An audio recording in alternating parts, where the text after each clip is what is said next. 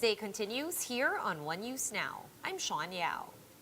More applicants running for Congress have submitted their COCs and CONAs on the 6th day of filing. Greg Gregorio gives us the latest from Pasay. Hi Greg, I'm sure we have a wide range of applicants coming from all walks of life today, coming from all sectors. What is the main motivation pushing them to run for election? Sean, more aspirants championing for the rights and welfare of labor for workers, for persons with disabilities, as well as for midwives, have filed their COCs and CONAs this afternoon. Labor leader Leody de Guzman has also filed his certificate of candidacy for presidency. Teshdaman, Senator Joel Villanueva, who chairs the Committee on Labor, has submitted his COC for re-election. Villanueva says he'll continue to push for laws that would create more jobs should he win a second term. Kilosang Mayo Uno Chairman Bong Labog will also run for the Senate with a focus on fighting for higher basic pay for workers. A member of the PWD sector, Carmen Subiaga, also seeks a Senate seat. As a former executive director of the National Council on Disability Affairs, Subiaga wants to push laws that are more inclusive for PWDs in the country. Former Senator Jovelina, meanwhile, has filed a CONA under the Ang Comadrona party list, a group advocating for an update on the Philippine Midwifery Act. He also noted the need for more midwives at the barangay level for better maternal and child care. Sean, the COMELEC reminds the aspirants that they have until November 8 for them to request a correction for the clerical errors that there are or there may be in their names on how they want it to appear on the ballot once they have been identified by the COMELEC as part of the tentative list of the candidates for the 2022 election. COMELEC spokesperson Director James Jimenez also made a reaction to an emergency alert that was that prompted on some of the mobile phones of some media personnel and individuals here in Sofitel shortly after former Senator Bongbong Marcos filed his COC.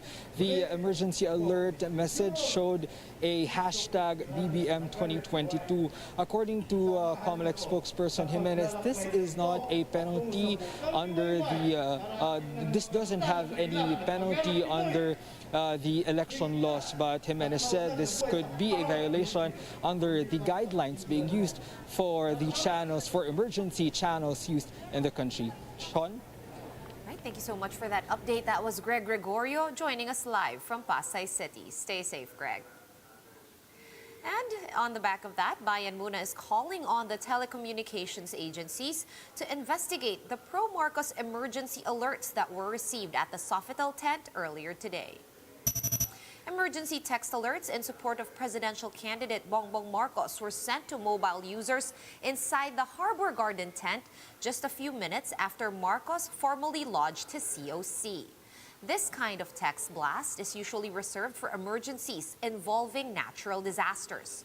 Bayan Muna chairperson Nery Colmenares, who authored the text alert law, expressed concern over the so-called hijacking of emergency networks for political agenda.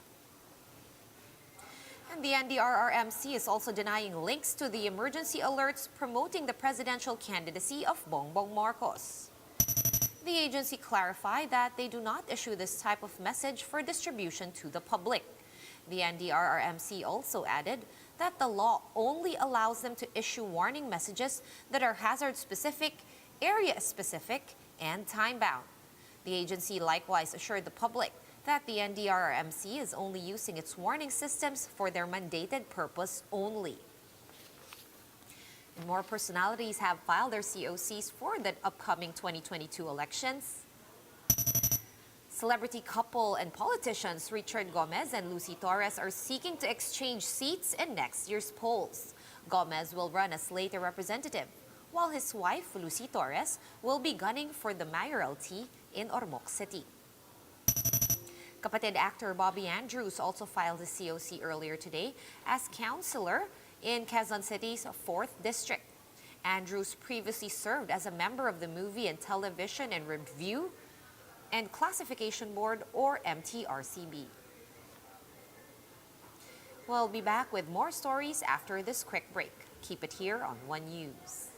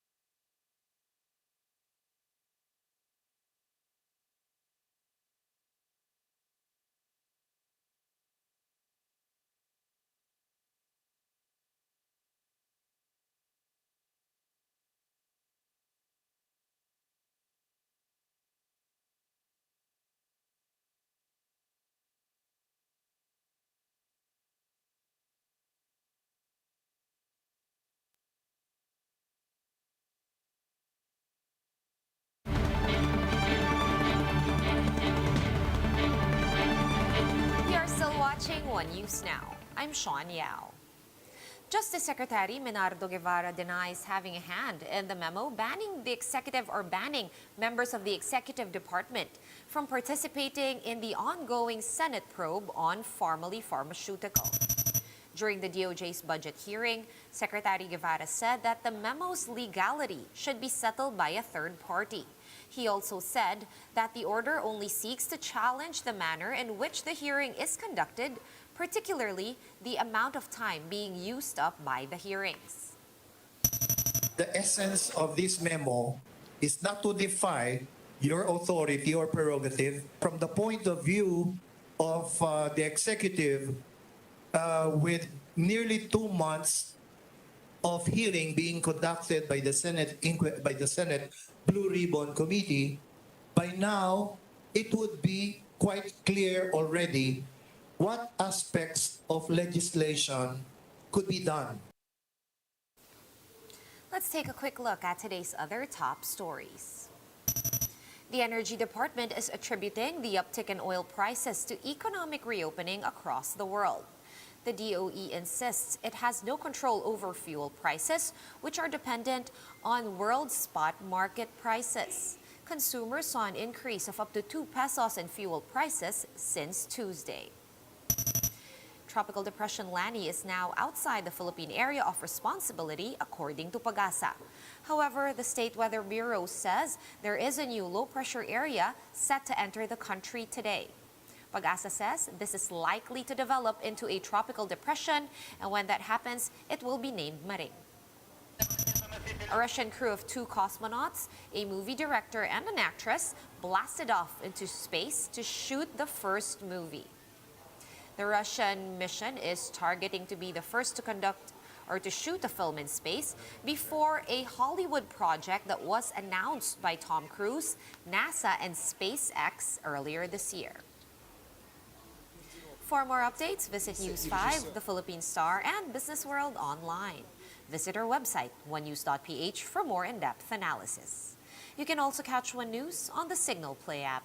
Register for a free account at www.signalplay.com and stream One News live anytime, anywhere. Masks on, wash hands, and stay safe, Philippines. I'm Sean Yao. We are One News.